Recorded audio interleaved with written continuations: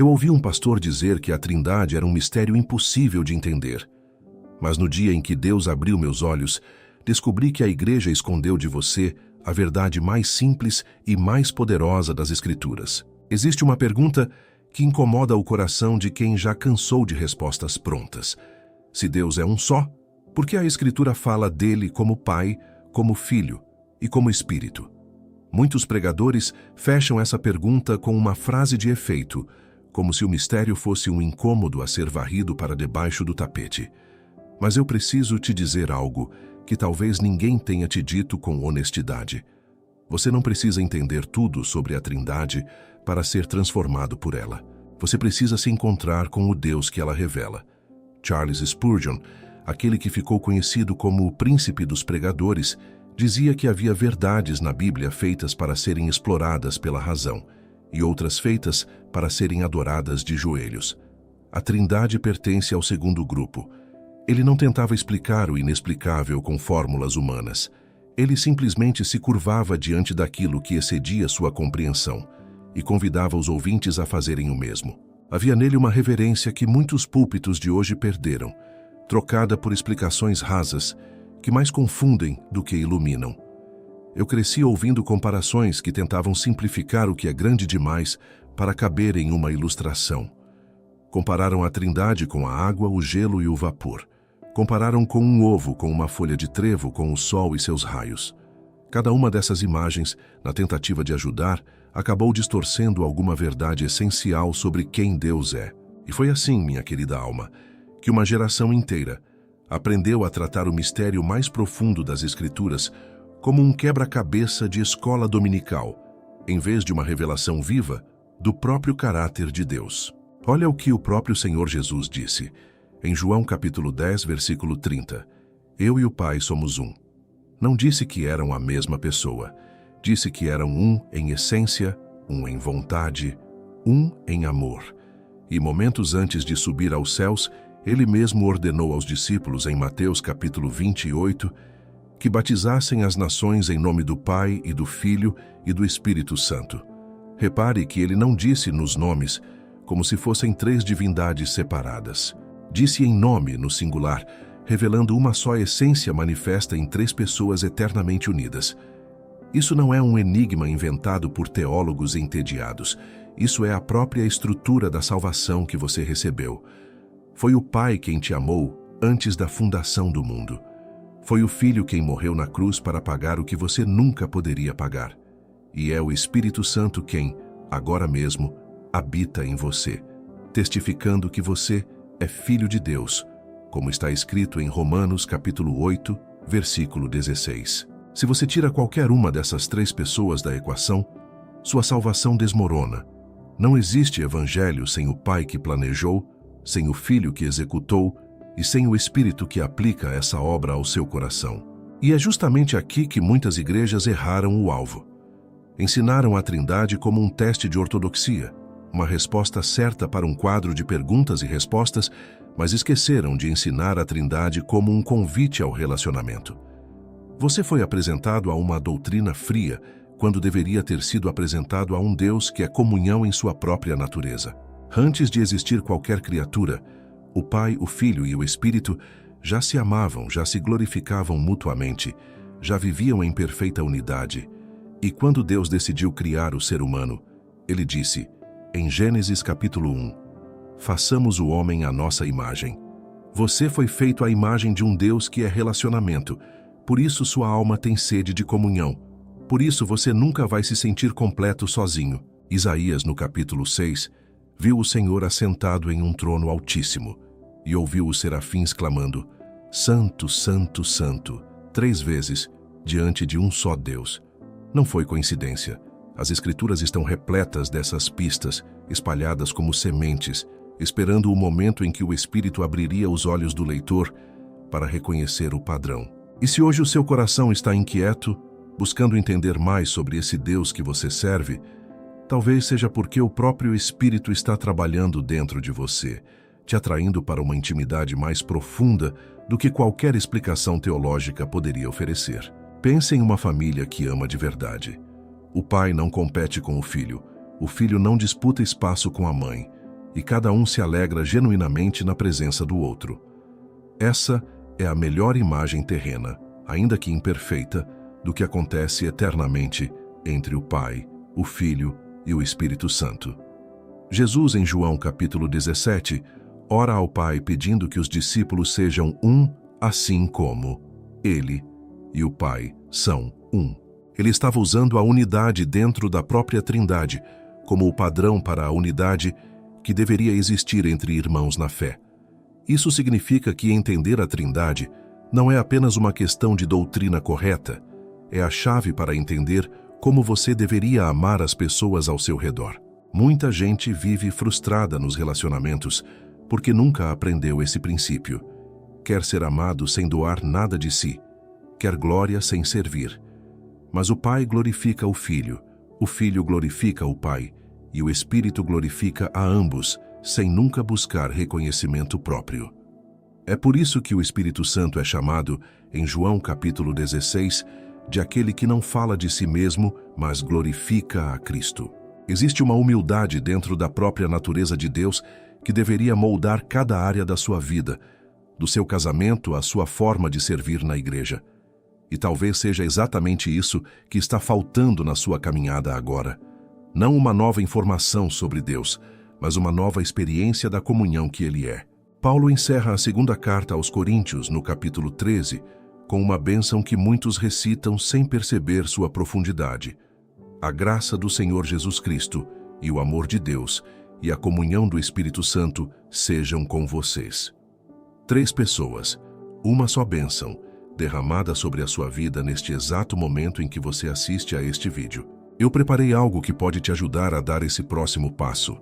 É um guia chamado 21 Dias para Restaurar Sua Intimidade com Deus, pensado para quem, como você, está cansado de uma fé de superfície e deseja experimentar a presença real do Pai, do Filho e do Espírito no seu dia a dia.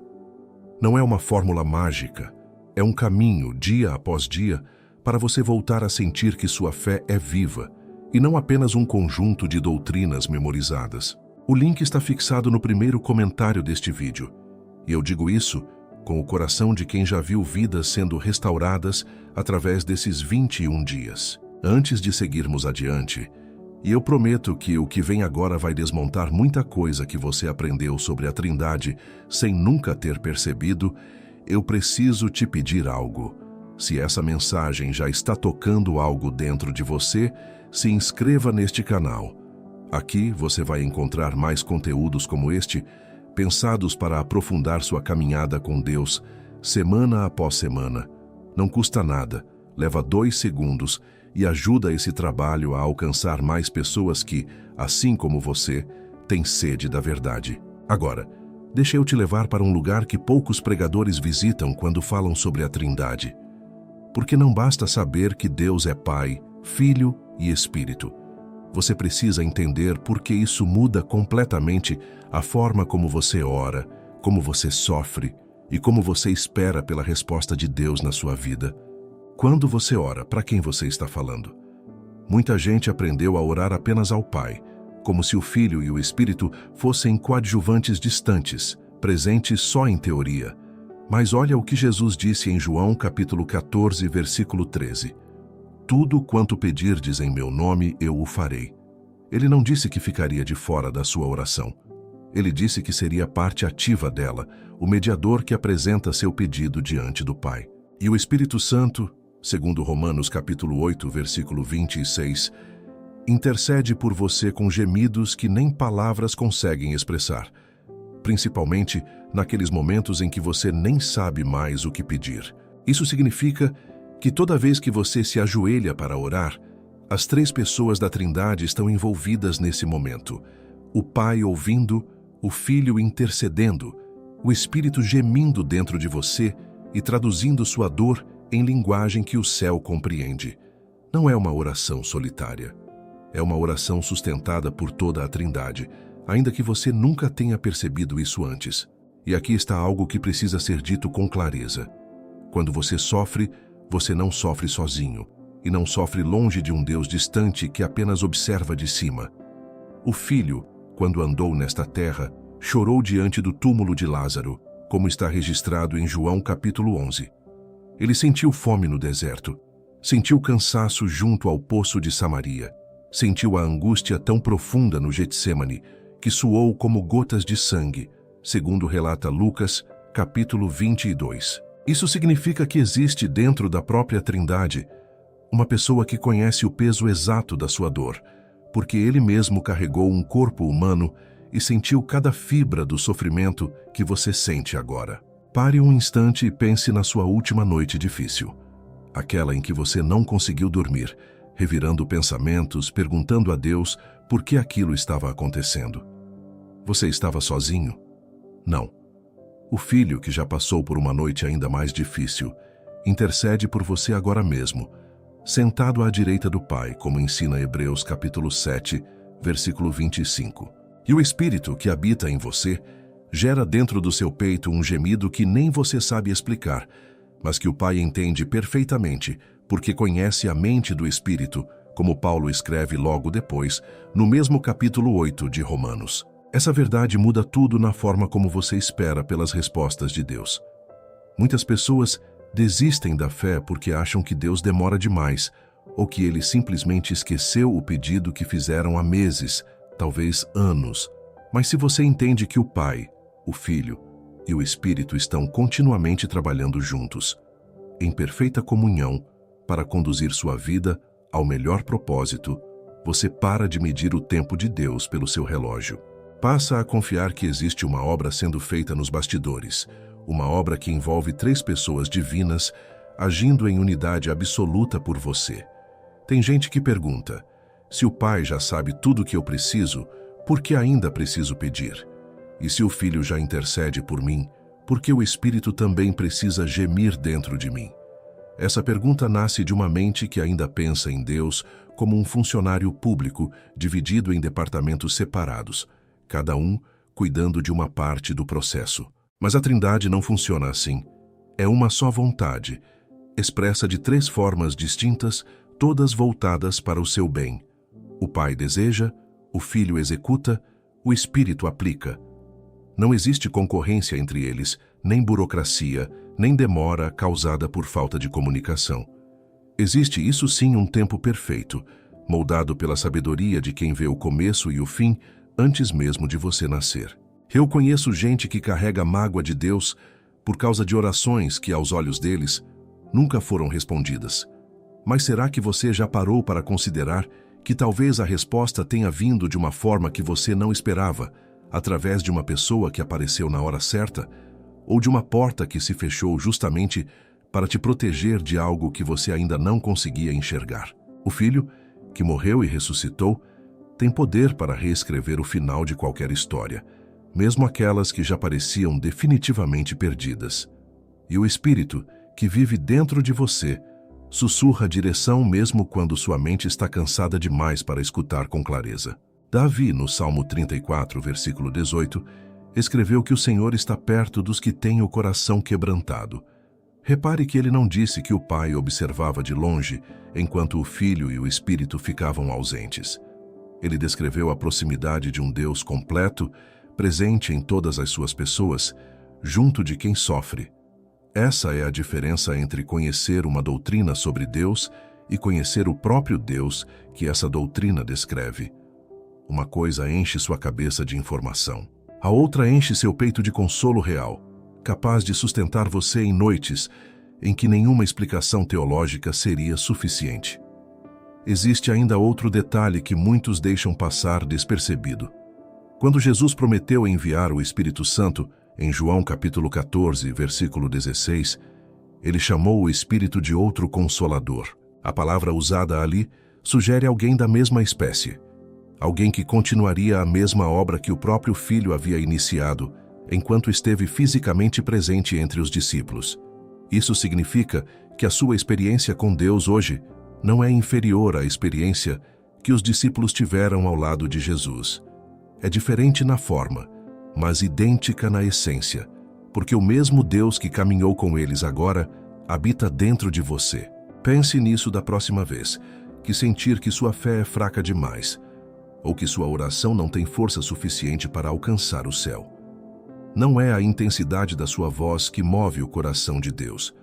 É a certeza de que você está sendo sustentado por um Deus que já provou através do Filho e que continua provando através do Espírito que nenhuma dor sua passa despercebida diante do trono. Talvez você tenha vivido anos tratando suas orações como cartas jogadas ao vento, sem saber se alguém do outro lado estava realmente lendo.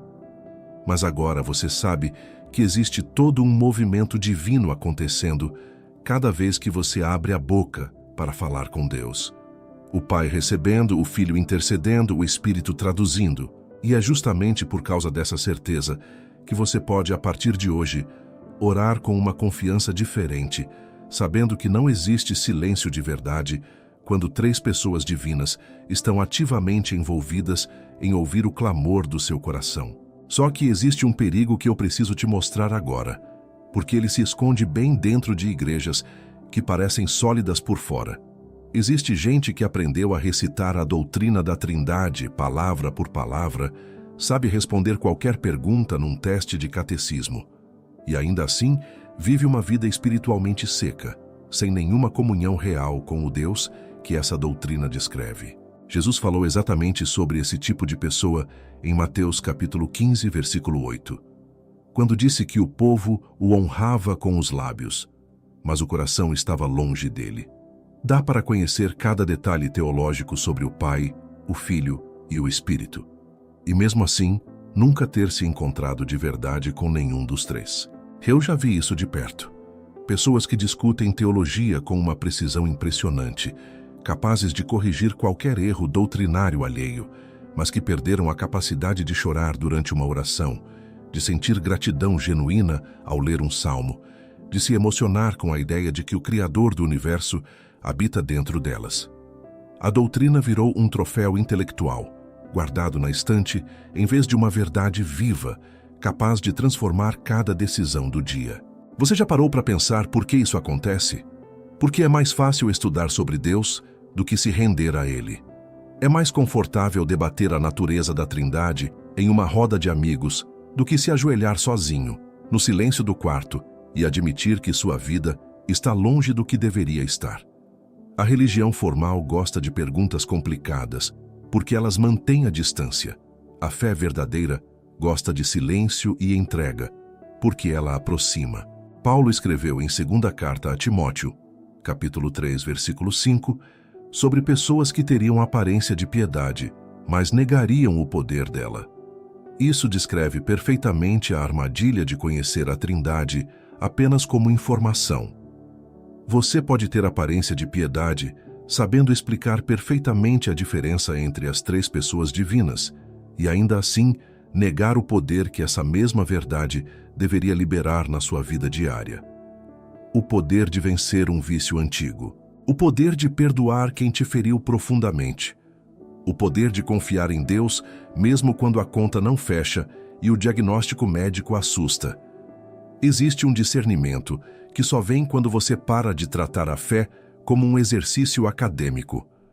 O Espírito Santo, aquele mesmo que intercede por você com gemidos inexprimíveis, é chamado em João capítulo 16 de Espírito da Verdade, aquele que guia a toda a verdade. Não apenas verdade doutrinária, mas verdade sobre o estado real do seu próprio coração. Ele é quem revela quando sua fé virou rotina, quando sua oração virou hábito vazio, quando sua adoração virou performance para os outros verem. Talvez seja a hora de te fazer uma pergunta direta. Quando foi a última vez que você sentiu de verdade a presença de Deus? E não apenas falou sobre ela. Quando foi a última vez que uma verdade bíblica te fez chorar, não de tristeza, mas de gratidão por perceber o tamanho do amor que Deus tem por você?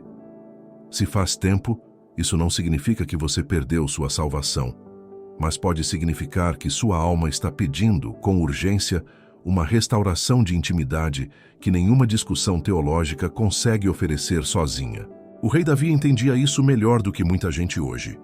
No Salmo 42, ele escreve que sua alma tinha sede de Deus, do Deus vivo, como um cervo brama por águas correntes. Repare que ele não disse sede de conhecimento sobre Deus, disse sede do próprio Deus. Existe uma diferença enorme entre saber sobre alguém e conhecer alguém intimamente.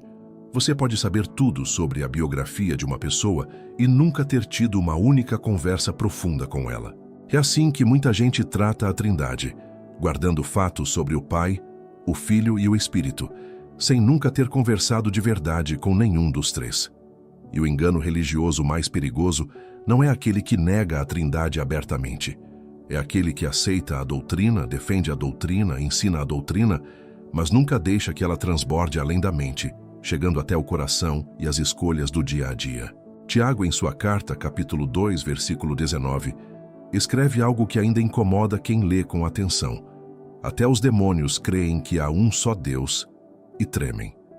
Você pode ter uma teologia impecável sobre a Trindade e ainda estar, espiritualmente falando, na mesma posição dos demônios, que sabem a verdade, mas nunca se renderam a ela. Eu não digo isso para te condenar, minha querida alma, mas para te libertar de uma armadilha silenciosa que rouba a vida espiritual de tanta gente boa. Se você reconheceu algo disso na sua própria caminhada, ainda dá tempo de virar esse jogo.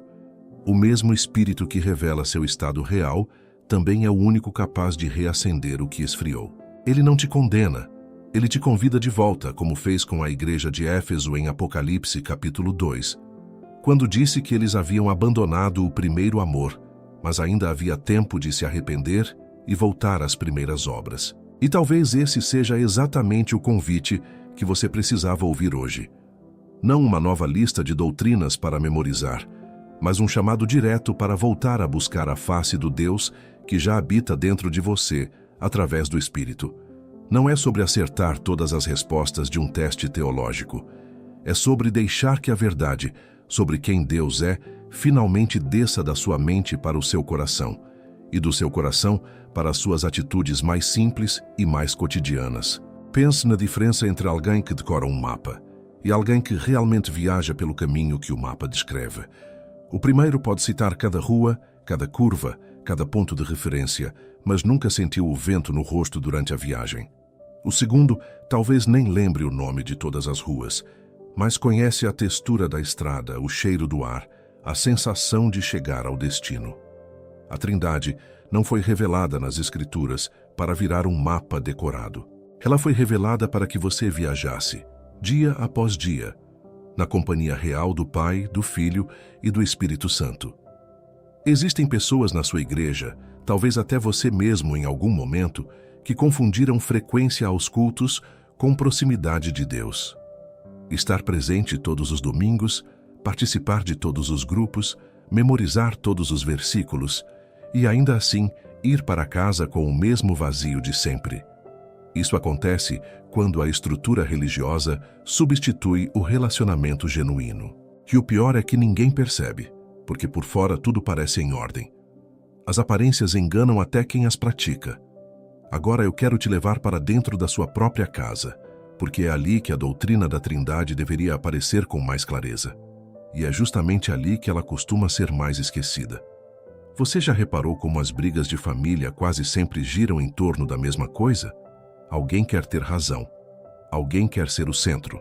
Alguém se sente esquecido e passa a competir por atenção, por reconhecimento, por um lugar de destaque dentro do próprio lar. E é exatamente aí que a natureza do Pai, do Filho e do Espírito Santo tem algo urgente a te ensinar. Dentro da Trindade não existe essa disputa. O Filho não inveja o Pai. O Espírito não compete com o Filho por protagonismo. Existe uma submissão mútua, voluntária, cheia de amor, onde cada pessoa se alegra em servir e glorificar as outras duas. Paulo pega exatamente essa dinâmica e aplica ao casamento em Efésios capítulo 5, quando fala de submissão mútua no temor de Cristo. Ele não estava inventando uma regra social para aquela época. Ele estava puxando um fio que vem direto da própria natureza de Deus e trazendo esse fio para dentro da sua sala de estar, da sua mesa de jantar, da sua cama de casal. Pense na última discussão boba que você teve em casa. Talvez tenha sido sobre quem devia lavar a louça, sobre um comentário mal interpretado, sobre uma decisão financeira que ninguém quis ceder. No fundo, quase sempre existe um eu gritando mais alto do que o amor. E quando você olha para o modelo trinitário, vê algo completamente diferente. 3 pessoas que, mesmo sendo plenamente iguais em glória e poder, escolhem a entrega mútua como estilo de vida eterno. O Filho disse, em João capítulo 6, versículo 38, que desceu do céu não para fazer a sua própria vontade, mas a vontade do Pai que o enviou. Isso não é fraqueza. Isso é a força mais alta que existe, a força de quem tem todo o poder e escolhe usá-lo para servir. Se você é pai ou mãe, presta atenção nisso. Muita gente exige dos filhos uma obediência que nunca modelou dentro do próprio caráter. Cobra respeito, mas não oferece humildade. Cobra submissão, mas nunca se curva para pedir perdão quando erra. A Trindade te ensina o oposto. O pai não humilha o filho para provar autoridade. O filho não se rebaixa por fraqueza. Existe hierarquia de função, mas nunca de valor, nunca de dignidade. Isso muda completamente a forma como você deveria educar quem está debaixo do seu teto. Seja um filho pequeno, um adolescente difícil ou até um cônjuge que pensa diferente de você em praticamente tudo. Tem gente que confunde autoridade espiritual com controle emocional dentro de casa. Usa versículos fora de contexto para justificar silenciar a esposa ou para justificar que o marido nunca precisa pedir desculpas. Mas o modelo que a própria Trindade oferece é de reciprocidade amorosa, não de dominação. Se o Pai, o Filho e o Espírito, sendo absolutamente iguais em essência, escolhem viver em harmonia sem que nenhum precise esmagar o outro para se afirmar, que autoridade você tem para tratar sua família de um jeito diferente? E o Espírito Santo, dentro dessa equação familiar, tem um papel que muita gente esquece de considerar. Ele é chamado, em Gálatas capítulo 5, de a fonte de um fruto muito específico: amor, alegria, paz, longanimidade, benignidade, bondade, fidelidade, mansidão e domínio próprio. Repare que esse fruto não nasce do seu esforço de personalidade, nasce da presença ativa do Espírito trabalhando dentro de você. Se sua casa está cheia de gritos, de portas batendo, de silêncios pesados que duram dias, talvez o problema não seja só de comunicação. Talvez seja um sinal de que o Espírito não está tendo espaço para produzir esse fruto, porque o seu coração está ocupado demais com orgulho, mágoa ou cansaço acumulado. Eu já vi famílias inteiras se recuperarem quando um único membro decidiu parar de brigar por razão e começou a viver a lógica da Trindade dentro de casa. Não é sobre ser pisado ou aceitar tudo calado. É sobre entender que força de verdade se mede pela capacidade de servir sem perder identidade, assim como o Filho serviu sem deixar de ser plenamente Deus. Isso muda a forma como você conversa com seu cônjuge depois de um dia cansativo. Muda a forma como você corrige um filho que aprontou. Muda até a forma como você trata aquele parente distante que só aparece para criticar suas escolhas nas reuniões de família.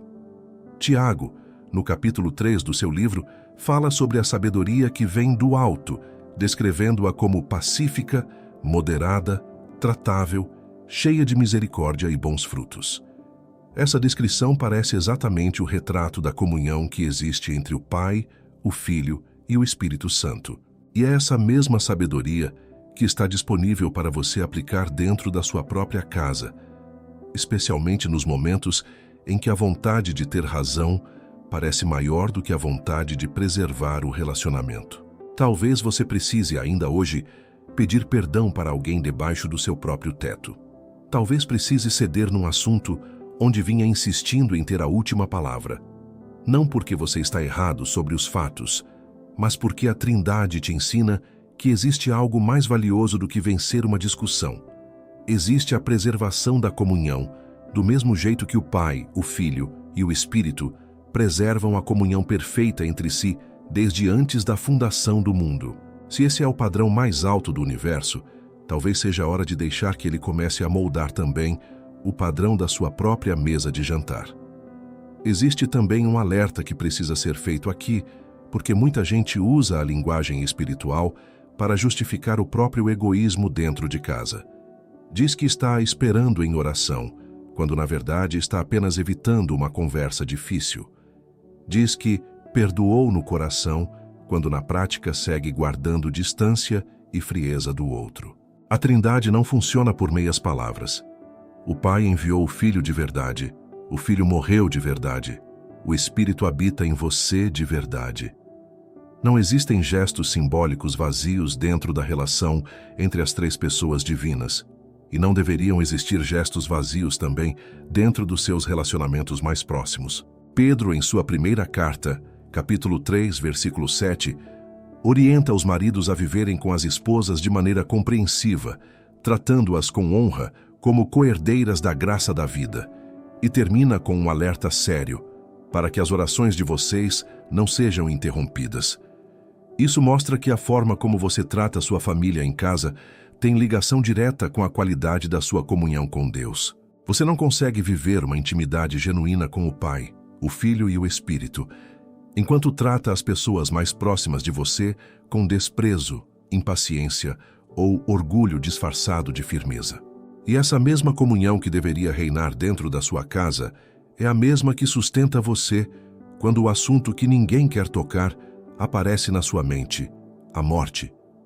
Porque não adianta fingir que esse pensamento nunca visita você, principalmente depois de perder alguém querido, ou depois de um exame médico que assustou mais do que deveria. E é exatamente aqui que a Trindade deixa de ser um assunto de sala de aula bíblica e se torna a única âncora capaz de segurar sua alma quando o chão parece sumir debaixo dos pés. Jesus disse em João capítulo 11, versículo 25, diante do túmulo de um amigo que já estava morto há 4 dias: Eu sou a ressurreição e a vida. Quem crê em mim, ainda que morra, viverá. Repare que ele não disse, eu conheço o caminho para a ressurreição. Nem eu vou te explicar como funciona a vida eterna. Ele disse que ele mesmo é a ressurreição.